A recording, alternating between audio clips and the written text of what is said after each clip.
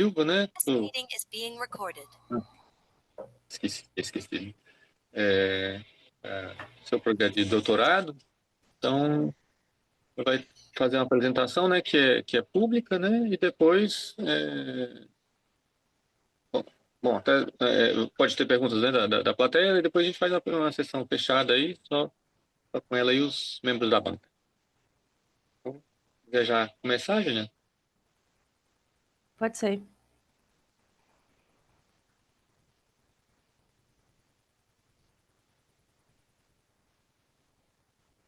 Tá aparecendo? Tá. Então tá. Bom dia. O tema do meu trabalho é a inserção de aminoácidos essenciais em proteínas com preservação de estrutura para uso em single cell protein. Meu nome é Juliana, meu orientador é o professor Miguel e minha orientadora é a professora Raquel. Em vista que a crescente número de a maior demanda, né, da população que vem só aumentando, e com isso vai aumentar o consumo de carne também, está se estudando muito proteínas alternativas, né, que é uma forma de nutrição fora da área da pecuária. E o single cell protein é uma forma de produzir essas proteínas alternativas, né? Então, o single cell protein seria um caminho, né, nutricional para essas proteínas fora da área da pecuária. E o que seria single cell proteins, né? Ou proteínas de células únicas? É uma biomassa ou extrato de culturas de micro-organismos, né? Podendo ser fungos, leveduras, microalgas e bactérias. Elas podem ser utilizadas como substratos de alimentos ricos em proteínas, sendo adequado tanto para consumo humano como para a ração animal, né? E quais seriam as vantagens do uso do single cell protein? Seria a produção em espaços reduzidos, a independência das condições climáticas ou fertilidade do solo, o aproveitamento de resíduos, o menor impacto hídrico, segurança e controle de qualidade e facilidade de modificação genética. E ela também tem suas desvantagens. E quais seriam essas, né?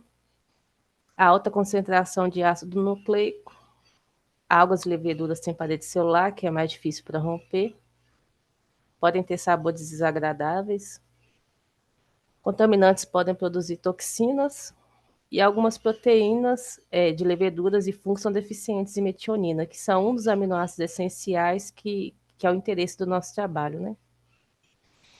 E o que seriam aminoácidos essenciais, né? Seriam aminoácidos que não são sintetizados por animais. O exemplo são os aminoácidos, vou falar o código do resíduo, né? F, V, T, W, M, L, I, K e H.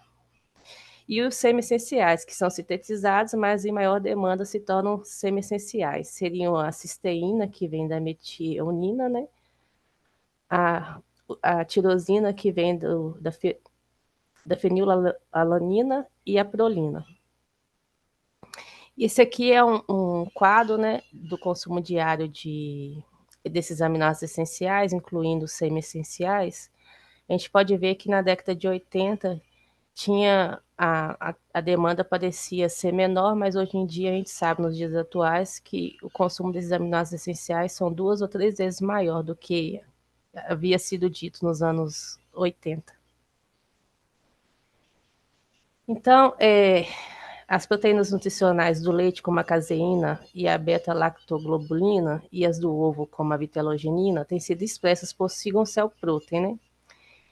Eu trouxe esse artigo aqui, que ele é de 2005, né? Que ele fala sobre o uso da single cell protein através da vitelogenina, que é uma proteína de reserva. Eles usam essa vitelogenina, que é expressa em leveduras, né? Elas servem de alimentos para artêmias e que depois servirão de alimentos para tilápia. Só que essa vitelogenina, ela tem uma modelagem complexa. Ela é uma proteína de aproximadamente 1.200 resíduos, né? Aí vocês podem ver que através dela a gente tem uns 55% desses 1.200 resíduos, 55 resíduos são de arginina e 37 resíduos são de metionina, né, por exemplo. E a expressão de proteína recombinante, né, no microorganismo por uso de single cell protein pode melhorar a oferta desses aminoácidos essenciais.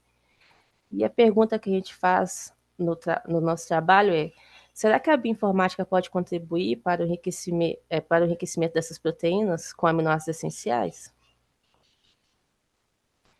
E se ela pode contribuir, como seria essa contribuição, né? A gente sugere que seria por trocas planejadas. Aqui nessa apresentação a gente trouxe 2 métodos, que é a Blossom 80, né? Que ela é uma matriz de substituições de aminoácidos essenciais. Ela lança esses scores, né? Aqui em A, né? Quanto mais negativo, menos provável é de ocorrer em homólogos, e quanto mais positivos, mais prováveis. Uma outra metodologia seria por MCSM, que ela usa mutações desestabilizadoras, né?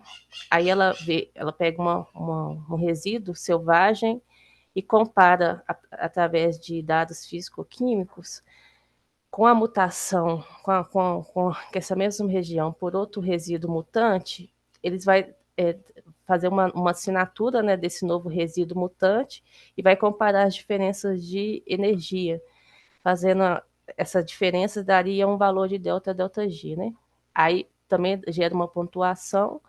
Quanto mais positivo também é melhor em dados físico-químicos para ocorrer essa troca, e quanto mais negativos, menos provável. E a pergunta central do nosso trabalho é: se a gente pode enriquecer essas proteínas com aminoácidos essenciais, até o quanto podemos enriquecer essas proteínas com esses aminoácidos, né, mantendo sua estrutura globular. Aí, para esse trabalho, esse é um resumo das nossas etapas de metodologia. Primeiro foi o que eu disse, né, que são as substituições com aminoácidos essenciais através da Blossom e através do MCSM. Depois a gente vai modelar essas estruturas no iTest e protonar em pH 7 no H++. Depois disso, a gente vai simular essas proteínas, gerar o RMSD e RMSF, fazer a análise de contatos desses resíduos, medir o SASA, que é a área exposta ao solvente, para tentar ver o quão globular ou não elas estão, e medir o índice de globularidade. Então, primeiro a gente vai falar sobre a metodologia da Blossom, né? Como eu havia dito, são substituições de aminoácidos com base em homologia. Então, como exemplo, a gente usou a mioglobina, que é uma proteína menor se comparada à vitelogenina, que é uma estrutura de 1.200 resíduos. A mioglobulina tem aproximadamente 150 resíduos, né, de aminoácidos. Aí, nesse exemplo que a gente está utilizando, a gente pega os resíduos de arginina, que na composição da mioglobina, né, com a base ID dela do PDB 3RGK, a gente pega esses 3 resíduos, a gente usa a Blossom para fazer a troca desses resíduos por algum aminoácidos. Então, a partir da Blossom, a gente viu que se a gente fosse trocar até os valores de scores 0, a gente viu que a gente poderia trocar por os resíduos de N, que é o valor de 0, Q, que é valor de 1, E, que é valor de 0, H, também valor de 0, e K, que é valor de 2. A gente pega esses resíduos citados e troca por resíduos de arginina. Então, totaliza 55 resíduos. Então, o que antes era 2% na estrutura da mioglobulina, agora passa a quase 33% de enriquecimento. A gente vai ver se essa mioglobina, né, mutada será estável a partir das simulações, né? E como, assim, a gente usa a nomenclatura dos nossos modelos, né? Igual um exemplo é essa MH0KS, como a gente tira esse nome, né? Então, falando mais uma vez, quanto mais negativo os valores de Blossom, menos presente é a troca em homólogos, né? A gente começa fazendo a troca com scores a partir de -1.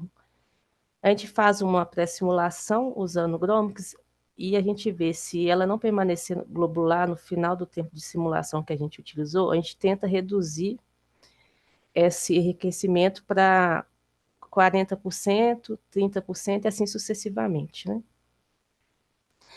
Aqui no caso dessa MIO-H0KS, porque ela tem a fórmula de H0KS, né? Primeiro a gente usa a Blossom 62 com valores até zero, que são os resíduos de arginina para troca com histidina, né? Resíduos de R, N, Q, E e Y. São valores que vai de zero para positivos. A gente viu que se a gente trocar com todos os valores que seriam aqui negativos, menos 1, que seria D, K, F e S, a gente viu que ela não permanece globular até o final do tempo da simulação que a gente utilizou. Mas se a gente tirar todos esses valores negativos e passar só para os valores positivos de zero, a gente perde muito em porcentagem de enriquecimento. Então, a gente pensou, por que não tentar enriquecer só com a metade desses valores menos 1, e como a gente ia selecionar a metade desses valores? A gente usa a Blossom 80. Então, para discernir alguns valores, na Blossom 80, o que na Blossom 62 daria o valor de menos 1, na Blossom 80 dá valor de menos 2 e menos 2 para F e D. E K e S continuam com valor de menos 1. Então, a gente optou por pegar esse KS que tem um valor, entre aspas, mais positivos, né? Então, a gente tenta enriquecer com esse, que aí no final o nosso modelo fica como MIO-H0KS, porque a gente usou os valores de pontuações positivas de 0 e os valores, a gente trocou também por valores de lisina, não, com valores de K e S, com valores de menos 1.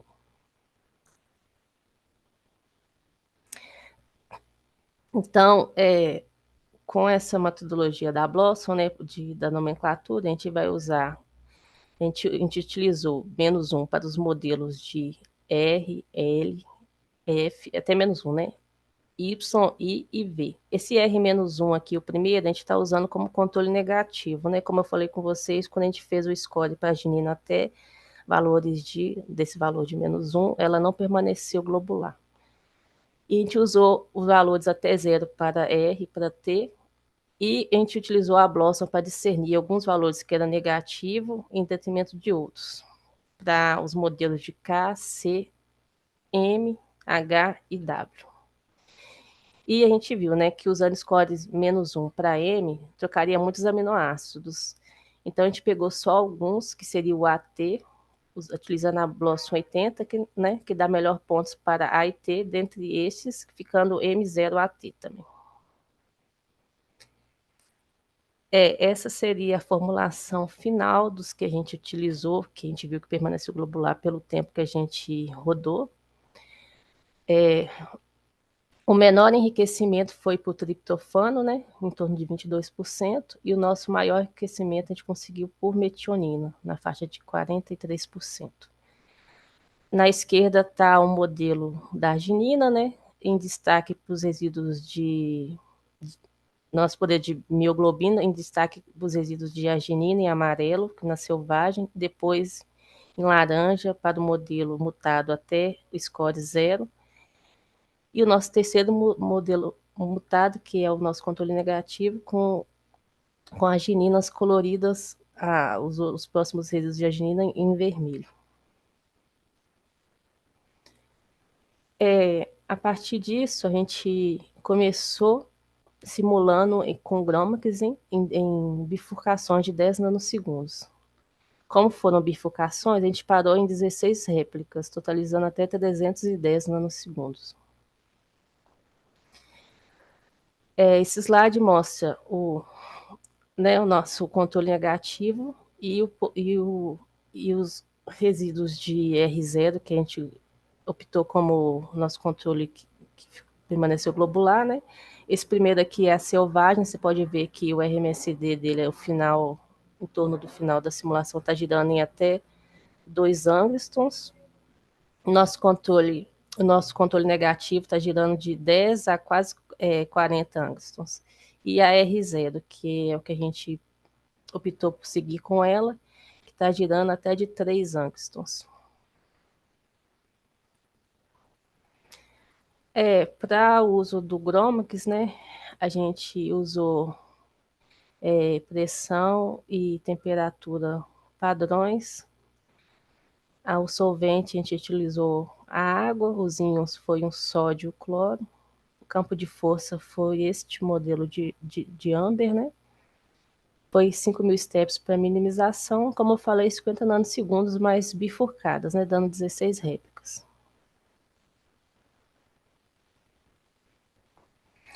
Agora, depois disso, a gente analisou os RMSD das trajetórias, né? E a análise manual dessas trajetórias. Em seguida, também, a gente simulou esses nossos modelos por NAMD também. Aí a gente usou, esses são os dados do NAMD que a gente utilizou, de pressão e temperatura, de solvente, que também foi a água, os íons utilizados. O campo de força aqui, a gente usou o Charme 36. E o tempo de minimização também está em 1000 PS, né? Aqui, no caso, para a NAMD, a gente utilizou um tempo de simulação de 200 nanosegundos. E por que no NAMD a gente usou simulação de 200 nanosegundos? Inicialmente, a gente trabalhou com o Gromax, a gente tinha pouco acesso a GPUs, por isso que a gente simulou em bifurcadas de 50 nanosegundos. Com o decorrer do tempo do doutorado, a gente teve mais acesso a GPUs, então a gente pôde aumentar o tempo de simulação. A gente optou por simular dando sequência com o NAMD, por ele ser mais rápido. Como a gente vai fazer vários modelos e várias réplicas, né? A gente preferiu ter um tempo de simulação mais rápido. Então, a gente fez triplicatas usando o NAMD de 200 nanosegundos. E aqui está o tempo de RMSD, né? Valor médio dos 10 últimos nanosegundos das nossas triplicatas por NAMD. Vocês podem ver que R-1, que é o nosso controle negativo, ele gira em torno de quase 8 angstroms, e o nosso maior valor de RMSD dos nossos modelos é para a valina, que está girando entre 4, né, angstroms. E todos os outros aqui, ela se comporta semelhante à nossa selvagem, que é essa daqui, primeira em branco. Aqui são as simulações comparativas, né, usando o NAMD 3. Essa primeira simulação utilizando a nossa selvagem. E o nosso controle negativo que a gente utilizou aí, que seria a R-1, a partir de simulação com o NAMD 3. Aqui está a última posição do nosso maior RMSD das nossas triplicatas, né? Então, a partir das nossas triplicatas, a gente viu qual que é o maior valor de RMSD. A gente pegou a última pose, coloriu ela em Rainbow e deixou ela em esfera, só para vocês verem que ela fica globular, mas às vezes, igual, por exemplo, o modelo de triptofano tem uma alça aqui, mas de modo geral, elas são todas globulares. Agora, falando sobre a área de exposição ao solvente, né? O quanto dessa proteína, o quanto desses resíduos estão expostos à água. A gente viu que o nosso controle negativo, né, fica sensivelmente elevado se comparado aos nossos outros modelos. Vocês podem ver aqui que o nosso AR-1 chega a quase a 14.000 angstroms ao quadrado de área exposta ao solvente. E os nossos outros modelos gira em torno aqui da nossa selvagem. Agora, falando do índice de elipsoide, né, que é um programa para ver quanto essa proteína está globular. Nessa área verde aqui, indica regiões de proteína mais compactas, né, e globulares. Essa região em amarelo seria uma região de transição. E a vermelha é onde que as proteínas não estariam globulares, né, ou estendidas. Esse modelo aqui é da nossa selvagem, vocês podem ver que ela caminha nessa área em verde, né, globular. Essa seria a nossa R0, também que está na região globular, e olhando, fazendo a análise manual da trajetória, a gente vê também que ela permanece globular, e também essa aqui é a última pose do seu maior RMSD. E aqui é uma área aberta, né, do nosso controle negativo utilizando o Gromax, do R-1.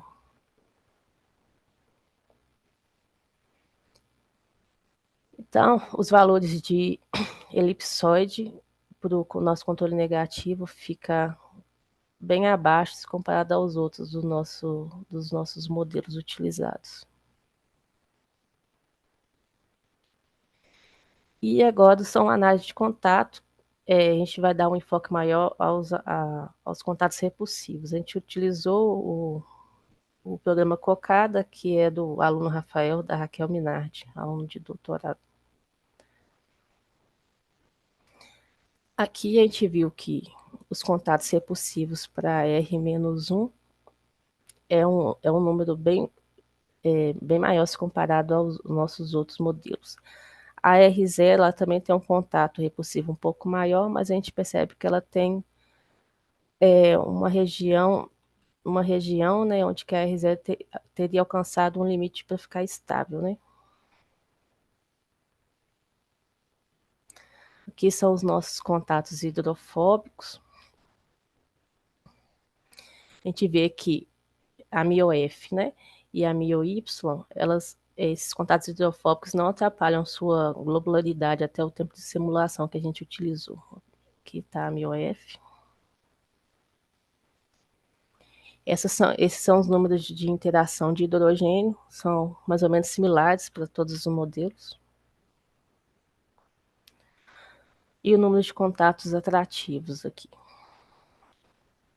E o número de pontes salinas também, para o nosso controle negativo, é bem maior se comparado aos outros, né?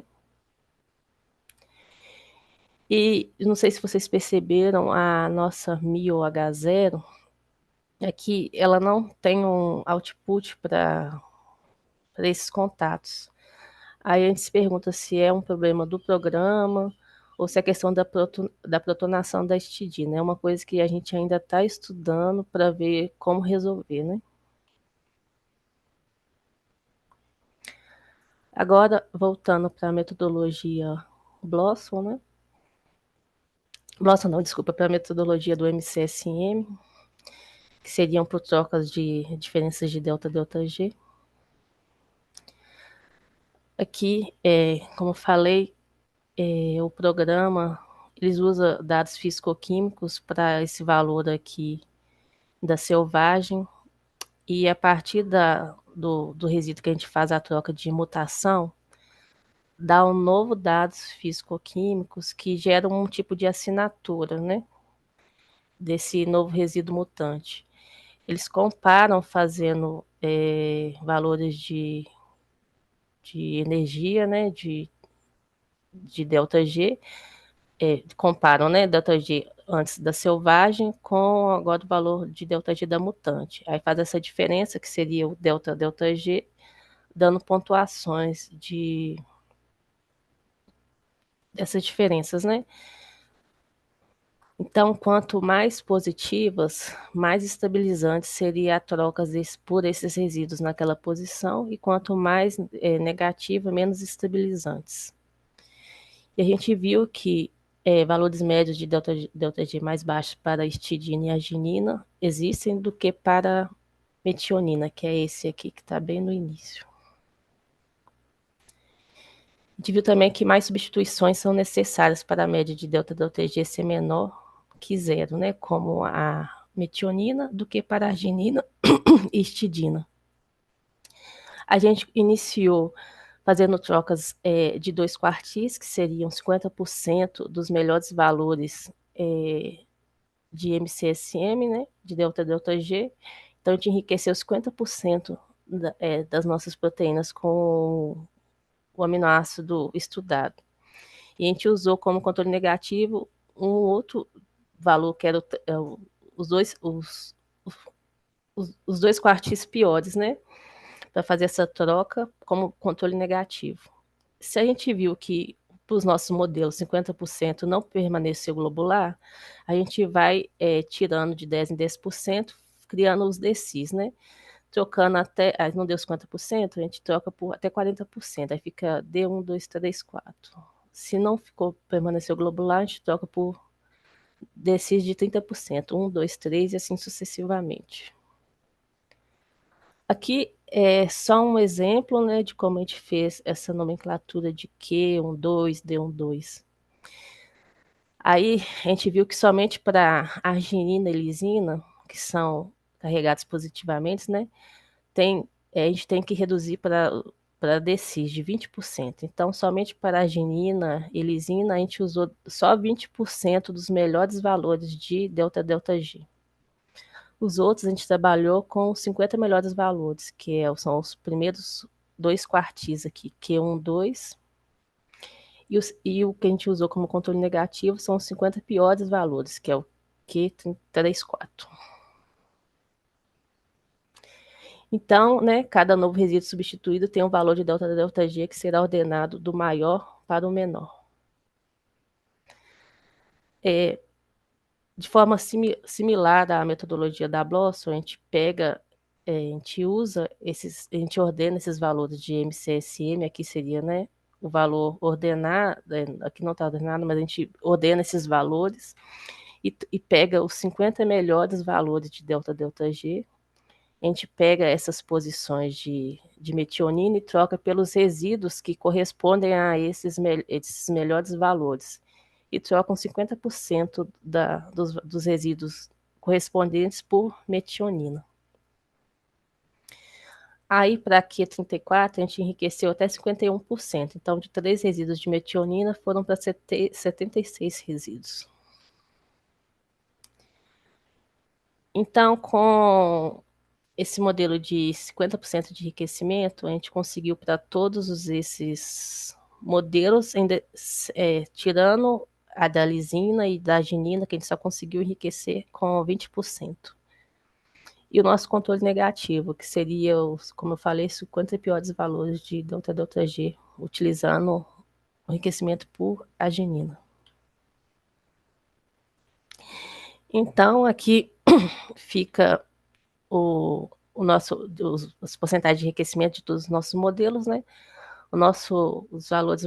Os valores mais baixos foi para a arginina e lisina, em torno de 20, 21%, né? E o nosso valor mais alto foi para trocas por leucina, que está em torno de quase 56%. A gente também fez análise de RMSD, né, e análise manual da trajetória. Aqui, primeiro, são simulações desses de MCSM, foram todos por NAMD. Esse primeiro em vermelho, na verdade, é o nosso selvagem, né? Eu pus aqui MQ2, mas esse é a selvagem. O MQ é esse aqui embaixo. A nossa selvagem, como eu falei antes, vive em torno de 2 angstroms. A porcentagem de enriquecimento por metionina gira em torno de 4 angstroms. E o nosso modelo de controle negativo, que está girando de 10 a quase 30 angstroms. E a última pose da metionina e da RQ34. Aqui são os valores médios, né, dos últimos 10 nanosegundos das nossas triplicatas. A gente pode ver que o controle negativo está girando em torno de quase 17,5, né, angstroms. E o nosso maior valor dos nossos modelos, né, foi para o triptofano de quase 5 angstroms.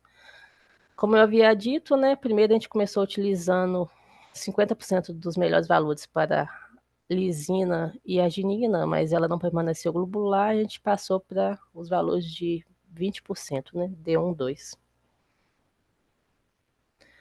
Aqui são as simulações comparativas, né, utilizando o NAMD. Essa primeira da nossa selvagem, esse segundo aqui seria o nosso Q34, né, Q34. E aqui também seria a última pose do nosso maior RMSD das nossas suplicatas. Então, o que a gente vê que que está com uma alça balançando seria só para esse da lisina, que é o D12, né? Os outros todos, o nosso maior MSD, elas estão globulares, no tempo de simulação de até 200 nanosegundos, né? Agora falando sobre a área exposta ao solvente, né? Aqui a gente viu que o nosso controle negativo está quase 16 mil angstroms ao quadrado, e os nossos outros modelos tá em torno onde se encontra a selvagem, né? Em torno de entre 8.000 e 9.000 angstroms ao quadrado. Aqui, agora falando por DCIS, como a gente teve que passar a arginina e lisina para 20%, a gente mediu aqui a área exposta ao solvente em verde aqui da lisina, azul da arginina, laranja da metionina e rosa histidina. A gente pode ver que à medida que a gente vai aumentando a porcentagem de enriquecimento para lisina e arginina, ela tem uma área exposta a solvente crescente, assim, bem crescente, se comparada à metionina e à histidina, que elas não sofrem tanta alteração da área exposta ao solvente quando vai aumentando suas proporções de enriquecimento, né? Aqui também mostrando, a partir desses DCIS, o número de contatos repulsivos. A gente pode ver que quanto mais enriquecido é lisina e arginina, o número de contatos repulsivos aumenta, principalmente nesse caso para a arginina aqui, ó. A partir de 30%, ela tem um salto enorme assim, de contatos repulsivos. Metionina e histidina não, continua com valores baixos. Agora, falando sobre o índice de elipsoide index, aqui está em laranja porque o programa ficou fora do ar e a gente conseguiu medir só para 2 modelos, para MCSM. A gente está estudando fazer esse índice nessa medida de globularidade utilizando o MATLAB. É uma coisa que a gente ainda está trabalhando, mas a gente não tem os resultados para todos do index, né? Para MCSM, só para esses 2 modelos aqui, que é o nosso controle negativo, que vocês podem ver que fica na região do vermelho, e aqui é a última pose, que ela está aberta, e o enriquecimento por metionina, 50%, né? Ela permanece lobulada aqui. E a análise de contatos também a gente não conseguiu medir, porque depois da atualização do programa, a gente está tendo uns problemas para ver essas medidas do COCAR, então é outra coisa também que eu estou trabalhando com o Rafael. Fazendo um apanhado geral dessa apresentação, né, das 2 metodologias, tanto Blossom como MCSM, aqui a gente está comparando a área exposta ao solvente das duas. A Blossom está em cinza claro e MCSM em cinza escuro. A área exposta ao solvente dessas que a gente aprovou, né, inicialmente, tá próximas, né, são valores similares de área exposta ao solvente. E aqui seria a porcentagem de enriquecimento, comparando a Blossom com a MCSM. A gente pode ver que todos os modelos de MCSM têm o maior enriquecimento, os aprovados têm o maior enriquecimento que a Blossom, em detrimento somente da lisina e da arginina, que a gente vê aqui, que a gente precisou usar DCIS, né, 20% de enriquecimento usando MCSM, e a Blossom a gente conseguiu enriquecer a partir de 30% para a lisina e a arginina um pouco mais, né? Mais abaixo de 40%. A gente conseguiu uma formulação melhor para a Blossom nesses 2 casos, de lisina e arginina. Então, como conclusão, né, a gente diz, né, que para o protocolo de substituição via Blossom, resultados iniciais com Gromix foram confirmados com o NAM de 3, exceto para 2 modelos, exceto para 2 aminoácidos, né? Uma substituição um pouco menor foi ajustada. Para o protocolo de substituição via MCSM, somente trocas por resíduos básicos como carga positivas, né, que é a lisina e a arginina, em pH neutro, não permitiram substituir os quartis de 50% dos melhores delta-delta-Gs, e as trocas foram de 2 DCIs. A análise de contato repulsivo e de SARA suportam o uso dos dois desses para R e para K, né? E apenas a arginina, que 35, quase 36% e Blossom, né? E que no MCSM a gente conseguiu enriquecimento de 20%, e de lisina, que também na Blossom está em torno de 30%. E por MCSM 20%, o protocolo da Blossom foi superior. Os valores de SASA para MCSM foram um pouco mais favoráveis para os outros modelos. E contatos repulsivos foram analisados em função de DCIS, de substituições por arginina e lisina. E a carga positiva de seus radicais parece ser responsáveis pela dificuldade do aumento de substituição. Então, estudos consecutivos e procedimentos de neutralizar com outras trocas como D e S podem ser necessários, né?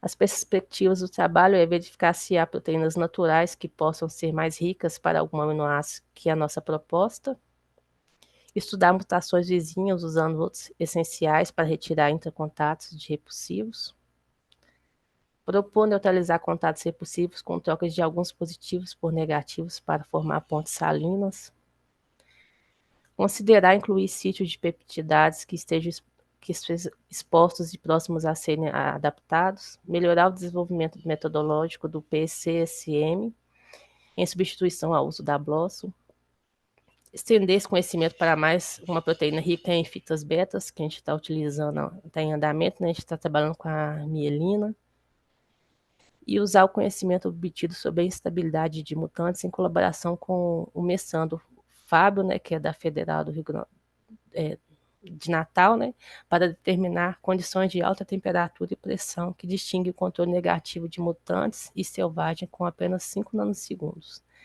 que é o que a gente está em andamento também, a gente está fazendo algum teste usando o servidor do AlphaFold.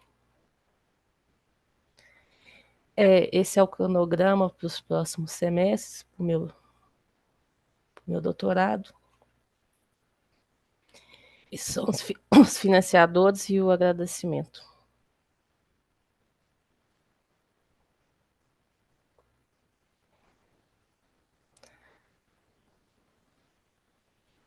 Opa, obrigado, Acabou. Juliana. O pessoal que está assistindo aí tem perguntas?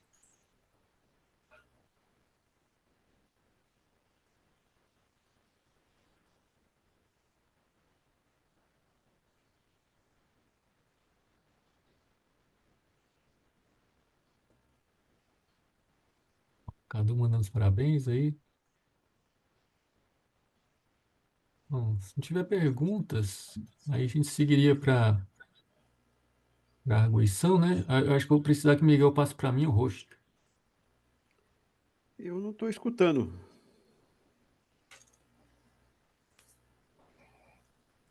Tá alguém falando? Eu estou escutando.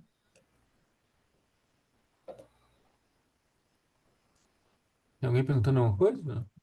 O Carlos estava perguntando que ele não estava escutando. Parece que ele não está escutando a gente. Ah, tá me ouvindo agora, Carlos? Ué, Silveira? Perdi o som. Não.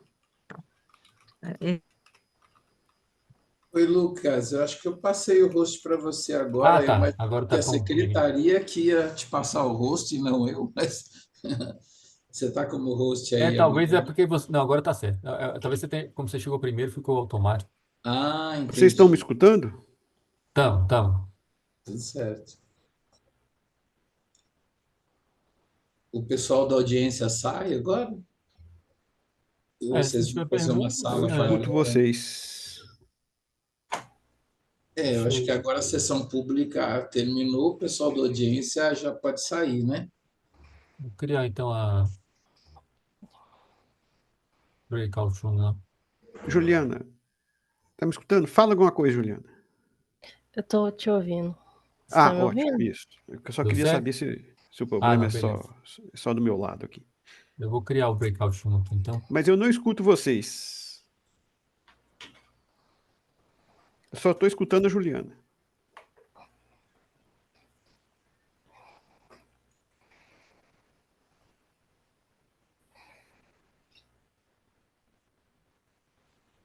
Acho que ficou só nós 4.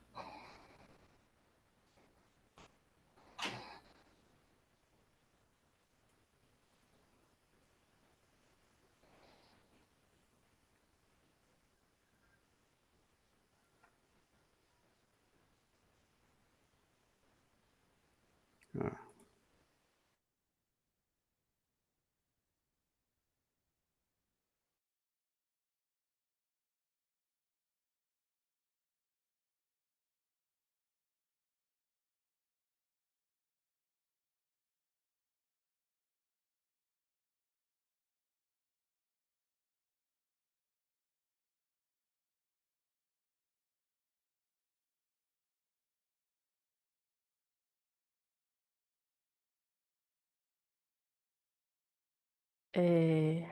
Tá me ouvindo, Luciano? Sim, tô. É porque o Lucas Eu não tô te fechou ouvindo. lá.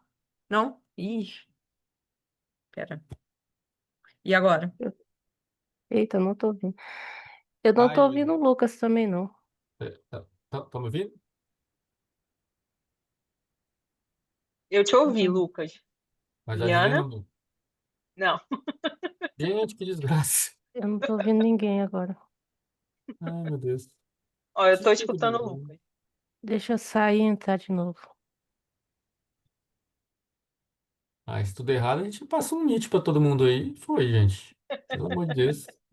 Só tá faltando um pouco aí e a gente termina. É. E aí, Lucas, como estão as coisas por aí? Ah, tô bem. Agora tá. Estamos cheios dos. Bom, como a Ju falou aí, estamos cheios do GPU agora para ah. usar aqui, né? É, Vocês estão me tô vendo. escutando agora? Tô escutando. Sim. Você escuta a Ah, que gente? maravilha. Vocês me desculpem aí pelo caos. Eu não sei explicar o que aconteceu. Não, pior que agora parece que é a Juliana que não escuta a gente. Ela tá com o microfone Agora eu bloqueado tô dela. ouvindo. Agora eu tô ouvindo Ah, vocês. Todo mundo ouve todo mundo agora, então? Sim. sim, graças a Gente, que Deus. coisa bizarra, gente. É Bom, do caos. bom, sobrou pouca coisa para comentar. Aliás, até uma coisa assim que eu acho que a gente comentou. Você estava na outra vez, Luciana? Não, Não. era a Rafaela e o Ronaldo. Pois é, porque eu acho que eu fiz esses mesmos comentários que o Silveira fez, assim, porque não faz sentido Eita. escolher mioglobina, gente, porque Eita. mioglobina, assim, o fato de ter o grupo M e ele não está sendo simulado, assim, não faz sentido, porque tanto em relação à parte da dinâmica, quanto a tudo isso que o Silveira falou, né? Assim, se você olhar no PDB, não existe nenhuma estrutura de mioglobina sem grupo M. Então, é, A gente vai testar com a mielina, talvez a gente pode, assim, provavelmente a gente vai trocar, a gente vai seguir as sugestões de vocês e ver também com a mielina, né, que é com a fita beta, ou se tem alguma restrição também com ela. Mas, assim, a mioglobina foi só um pontapé mesmo. Depois, agora com as críticas, né, construtivas, pois é, a gente vai porque eu acho que até a alterar. gente comentar da outra vez mesmo, assim, é que eu tava tentando lembrar quem que tava lá, que a gente falou justamente isso, porque você tinha comentado esse negócio da resolução, mas nossa, até por curiosidade eu botei aqui, tem 39 mil proteínas com resolução melhor que 1,65, então não tem por que escolher a mioglobina. E A com gente todos optou por esses ela também ela problemas, ser pequena e tal. É, a gente vai porque tem trocar. menores até que ela, assim, Mas tem não tão proteínas. pequena. Mas a gente vai. Mas agora, como o Carlos falou, realmente dá para pôr pequena, mas com ainda ganha da pitelogenina em Uhum. enriquecimento. E sem um cofator, né? Porque tem isso, né? Ou ela vai sobrecarregar, né, a célula tendo que produzir grupo M aí para estabilizar, ou vai usar, né, M de outra coisa, né? Ou não vai ter grupo M. Então, assim, é tanto problema assim que não faz muito sentido. Posso fazer uma pergunta sobre. Tá me escutando? Então, Tô. então, Assim, não sei se você já procurou se já existe o parâmetro do grupo M, né? Porque é uma coisa que tem, eu tem, acho tem. que é. Então, talvez, se vocês não querem mudar, inserir o grupo M na simulação, né? Eu acho que É. seria, né? Porque não deve ser uma coisa que não existe o parâmetro, né? Para Não, manter, certamente para tem, broma. é. Então, A eu acho que primeira existe para todos estrutura os que campos. fizeram, pois é, nossa, não, isso aí Exato. certamente existe. Então, assim, se a resistência mudar, né? Eu acho que é, Não tá certo.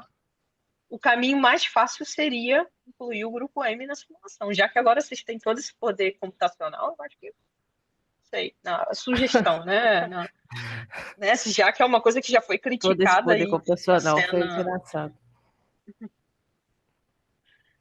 assim, eu olharia, né, para ser mais fácil, mas mudar talvez o Mas já alvo que também teria que fazer seria de novo, é melhor fazer como que não tenha o grupo M, porque por também. todos esses Não, a gente motivos quer aí testar que com outras proteínas. A gente é, já tinha separado mais duas.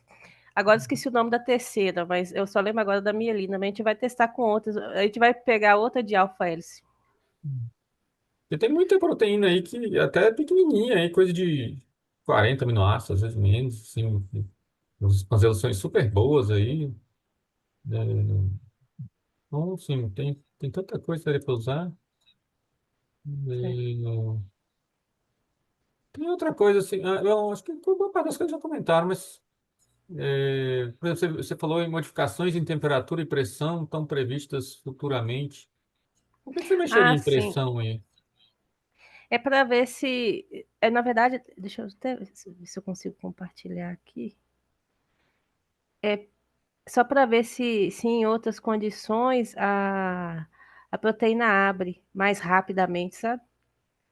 Porque como são muitas simulações, se abrisse mais rapidamente, talvez seria mais interessante para a gente utilizar. A gente fez até um. Deixa eu ver aqui Mas se o eu que consigo seria a compartilhar. proteína abre? Essa parte que ela faz o folding da proteína, é isso? Isso, ela perder a estrutura globular. Não, talvez eu até abra, né? Mas, assim, eu estava pensando na relação com a parte experimental, né? Assim, se o objetivo de vocês, né, seria, né, algo que poderia ser usado para tudo, assim, eu não preciso pensar em muitas situações, né, para essas aplicações em que faria sentido a gente mexer com pressões muito diferentes da atmosférica, né? Estou tentando abrir aqui a, o teste que a gente fez, mas eu não sei se vai Enquanto você tenta compartilhar. abrir aí, eu esqueci de fazer uma pergunta. As simulações foram com água ou sem água? Com solvente? Com água. Ok. Ah, eu acho que eu não sei se eu abro. Ah, não, peraí.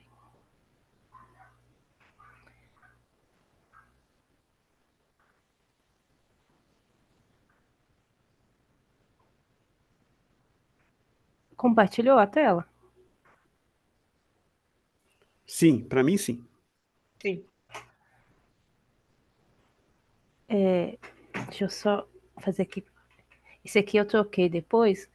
Só que aqui eu vou ter que organizar, porque colocar aqui seria selvagem, né? Que a gente testou em verde com temperatura aumentada, pressão aumentada. Em vermelho só a temperatura, em azul só a pressão, em preto é a padrão.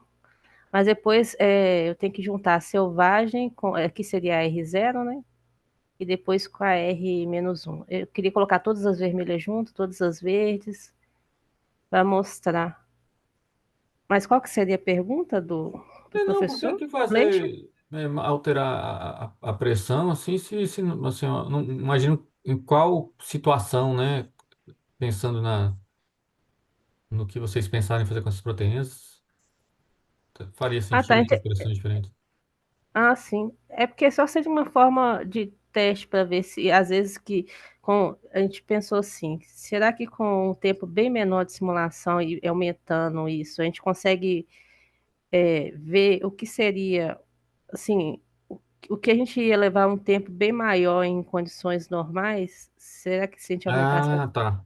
Não, aí tá, faz sentido, e inclusive acho que tem a ver com isso que o Silveiro falou, de assim, a hemoglobina, por exemplo, ela é famosa por ter uma mutação que você trocou um aminoácidozinho, ela já, né, vai formar um superagregado, que inclusive, né, vai danificar a célula. Isso é uma coisa que, assim, eu estava pensando também, porque, tudo bem, vocês tiveram algumas simulações que chegaram a reproduzir, né, você viu que desfez ali, mas será que isso não está muito subestimado, assim, porque é, quan- será que a gente só está conseguindo fazer isso com umas mutações que são tão completamente absurdas assim que numa simulação de dinâmica molecular você está fazendo quanto? 200, 500 nanosegundos, né? Coisa assim. Sim, é só para a arginina que a gente testou para 1.000, quase 2.000 nanos. Pois é, porque assim, a gente sabe que tem um monte de casos aí que você trocou um aminoácido, você já desfaz a estrutura da proteína, né?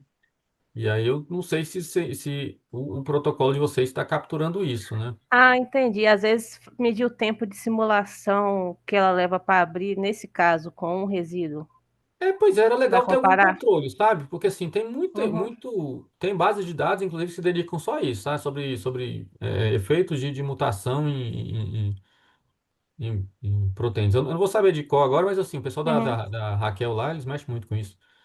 Então, você tem muitos casos aí de proteínas, você tem lá, trocou um aminoácido por outro lá, ela já, né, perde, né, a estrutura. E aí talvez seja legal usar isso como controle para ver se realmente o Sim, teu é. protocolo consegue É ver, né? legal.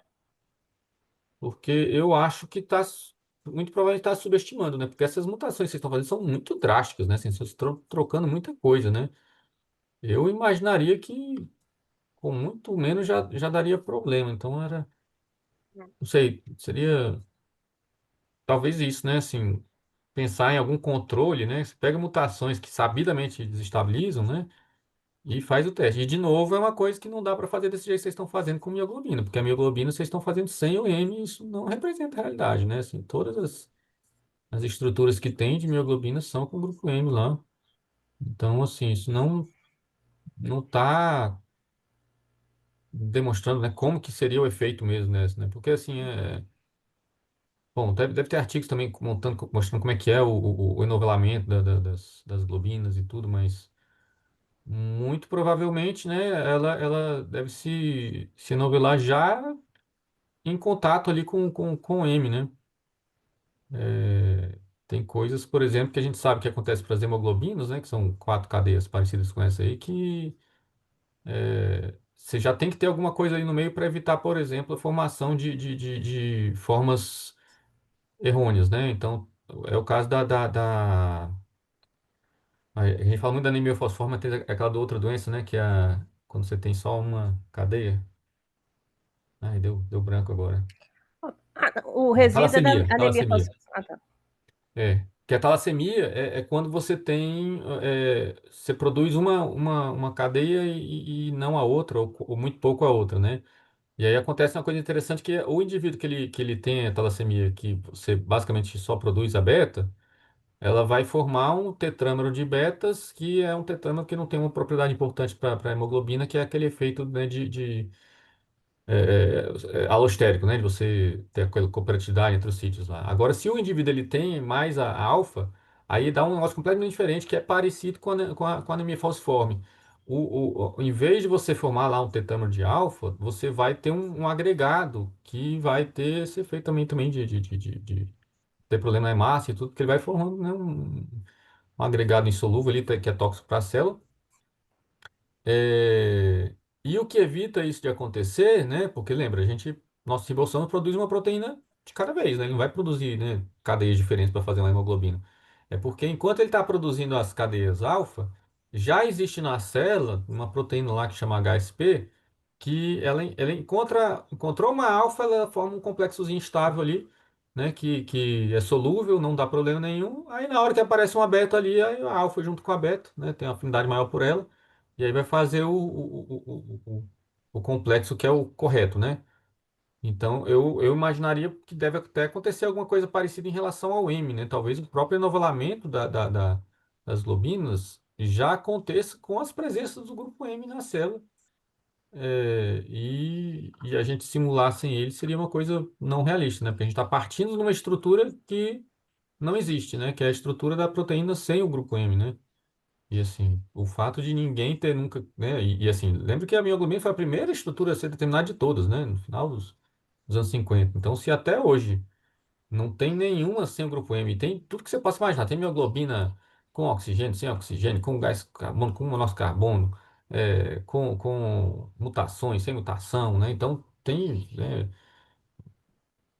provavelmente centenas aí de estruturas de globinos, e até hoje não tem nenhuma sem o grupo M, é que provavelmente não tem, né? Ela não tem uma estrutura, né? Porque deve ter tentado cristalizar e não conseguiram.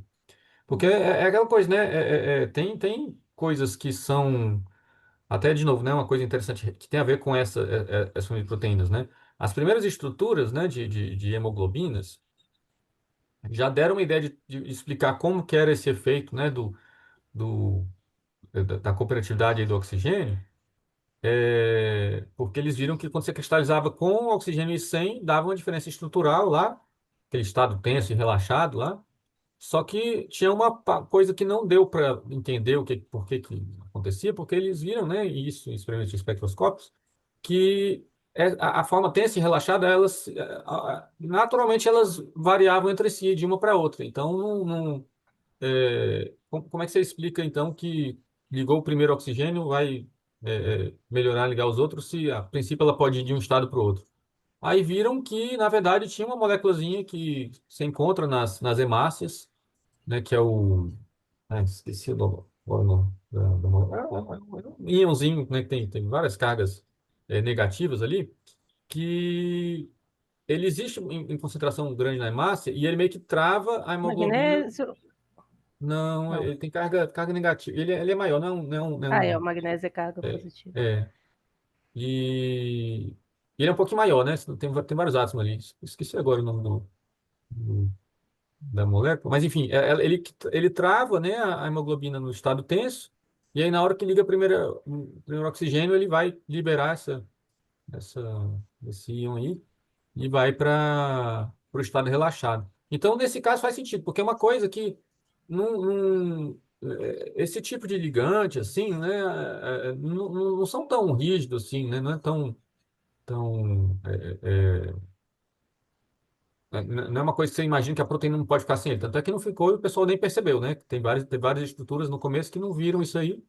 é, e só descobriram quando resolveram pegar lá, né, da hemácia e viu que vinha junto essa molécula. Agora, o M quando a gente chama, né, grupo prostético, assim, justamente são coisas que a ligação é tão forte que você nem imagina a proteína sem aquilo, né? É a mesma coisa, às vezes você falou em magnésio aí, às vezes você tem proteínas que tem magnésio, tem cálcio, por exemplo, cálcio faz 6 ligações ali, que você não acha a estrutura da proteína sem aquele cálcio, né, e tudo, porque é uma ligação forte ali. Então, é muito problema essa falta É, a isso gente aí vai trocar. Vai ter que trocar mesmo. não, acho que mais o pessoal já falou bem, né, acho que as principais outras coisas aí que eu tinha comentado, né, isso aí que o Silvério falou, inclusive eu lembro da gente ter comentado isso da outra vez, eu não sei porque não chegou a fazer com outros. Não sei. É, a gente começou a testar agora com a mielina. Não, mas eu acho que já era bom ter começado, assim, É, porque é muito problema, assim, tem coisa que vai dar. Convencer um revisor que você fez com uma proteína que tem um grupo M e aí, por cima você fez sem ele, é um negócio que vai ser muito difícil de convencer para publicação. Assim. Então, tem que pegar umas coisas mais razoáveis, né? Mas eu acho que o resto da minha parte é isso. Não sei se o Luciano e Carlos tem mais alguma coisa para comentar. Hein? Não, é só ressaltar que deve-se tomar muito cuidado com mutações colocando hidrofóbico em superfície, Uhum, porque essas são as que têm maior risco de causar agregação.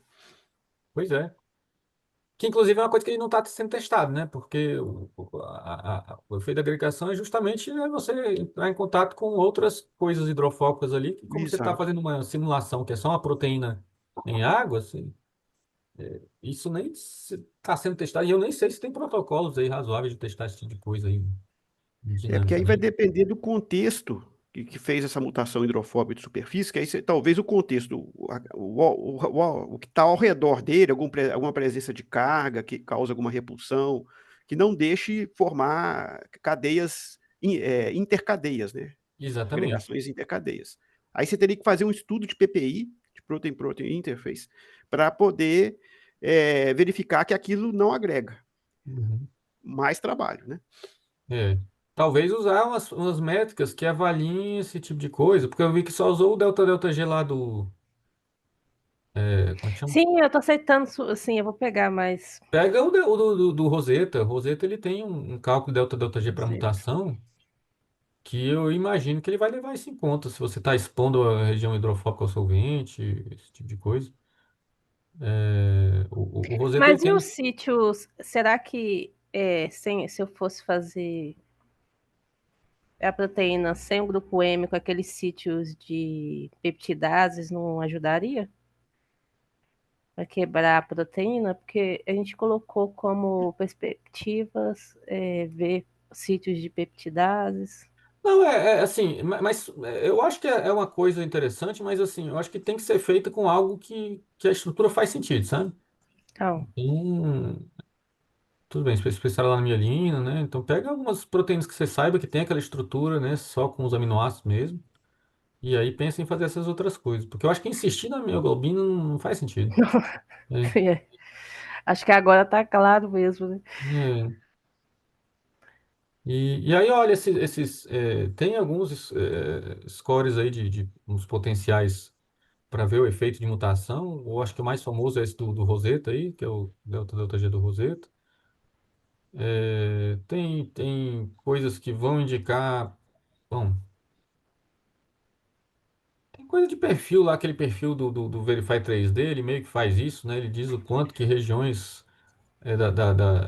de proteína faz sentido você ter aquele aminoácido lá de acordo com aquele ambiente. Então, ele basicamente ele vê se qual que é a estrutura secundária, qual que é a polaridade em volta daquele aminoácido, né? E se está exposto ou não ao solvente. Ele, inclusive, calcula, né, o área exposta ao solvente lá. E aí, combinando esses fatores aí, ele diz se aquilo ali faz sentido ou não estar naquele lugar, né? E aí, se você vê que tem muita região ali que está abaixo, né? Isso sugere que aquilo ali não faça sentido. Essa métrica ela foi criada, na verdade, para detectar um tipo de erro que era muito comum nos primórdios da cristalografia, quando você tinha baixa resolução, não tinha muito método de validação, que era o que a gente chama do erro de registro, né? Que às vezes você achava que você estava, aquele pedaço da densidade eletrônica ali era o aminoácido 13, 14, 15, 16, mas na verdade começava do 15, era o 15, 16, 17, 18. Né? E simplesmente porque a resolução era tão ruim que você não conseguia enxergar as cadeias laterais, e aí, às vezes você atribuía, né, uma coisa que estava fora de registro ali. E aí uma forma de você detectar isso era usando esse Verify 3D aí que ele diz, ó, esse trechão todo aqui ele está com score negativo, por quê? Porque ele viu que os aminoácidos que, que foram atribuídos não fazem sentido para aquele ambiente ali. Por exemplo, você, de repente tinha uns aminoácidos que eram carregados, que estão no miolo da proteína, né? E em volta ali tava regiões que eram hidrofóbicas e tudo. Então ele calcula isso, faz uma janela, né?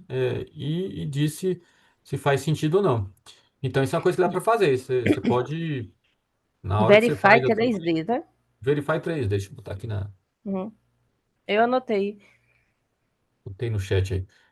Ah, tá, o Ele nome tá diferente do que eu imaginei. e aí ele indica, ó, né, tem esse pedaço todo É aqui tudo junto. tá com a média baixa do score, significa que é uma região ali que não faz muito sentido. E é aquilo que eu falei, eu acho que todas essas coisas eles meio que estão subestimando, assim, porque como a gente comentou, tem muito caso aí de proteína que você faz uma mutação, ela já perde a estrutura, né? Mas assim, fazer o que dá para fazer. O professor Carlos mandou um link, né? Isso. Mandei um Defeito link de. aí da equipe do Douglas mesmo, tá? Que é uma adaptação do CSM para prever interações, mutações que possam afetar interações intercadeias, né? Talvez seja Uhum. interessante para você verificar o potencial de agregação dos seus mutantes. Não sei se a ferramenta permite isso, mas é um ponto de partida. Uhum. É. Depois você clica aí e dá uma olhada. Eu deixei o meu e-mail, se vocês quiserem entregar as correções ou alguma anotação que vocês fizeram no documento. Eu vou mandar as minhas. Então, beleza. Eu queria agradecer o tempo que vocês tiraram para estar aqui e o tempo que vocês tiveram que ler o documento e tal. Ter me ajudado muito, então muito obrigada. o Lucas novamente, né? A gente quis repetir um professor, porque só para tentar ver o desenvolvimento, né? Uhum. Do primeiro até aqui. Então, obrigada pela participação de vocês. Então, tem me ajudado muito e com certeza a gente vai mudar a proteína. Beleza. Bom, então agora a gente faz uma reunião aqui só com nós três. Aí a gente manda o resultado para você, Juliana. Tá bom. Aí eu Beleza? saio? Isso, aí a gente vai fazer aqui Eu saio e não volto, né? acho que nem precisa, porque é mais fácil, eu não sei quanto tempo demora. Aí a gente manda o resultado pela secretaria. Nossa senhora, não sei quanto tempo demora, meu Deus. Não, Eu sei, tô falando aí Calma fora aí. da a carga a prova. gente resolveu isso. Com certeza. Tem que falar, né? Peraí, vamos conversar. Mas tá bom, É então. só para você não Obrigada, ficar gente. esperando aí sem saber que horas volta também. Tá, obrigada. Tchau, gente. Beleza. Obrigado. Tchau, Um Juliana. abraço. Bom.